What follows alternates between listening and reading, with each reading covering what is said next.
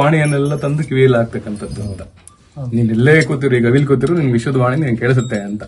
So ಹೆಸರು ಬಹಳ ಅದ್ಭುತವಾಗಿದೆ. ವಿಶ್ವವಾಣಿ ಅನ್ನೋ ಚಾನಲ್ಗೆ ಒಳ್ಳೇದಾಗ್ಲಿ, ಒಂದು ಆಶೀರ್ವಾದ ಸದಾಕಾಲ ಇರುತ್ತೆ.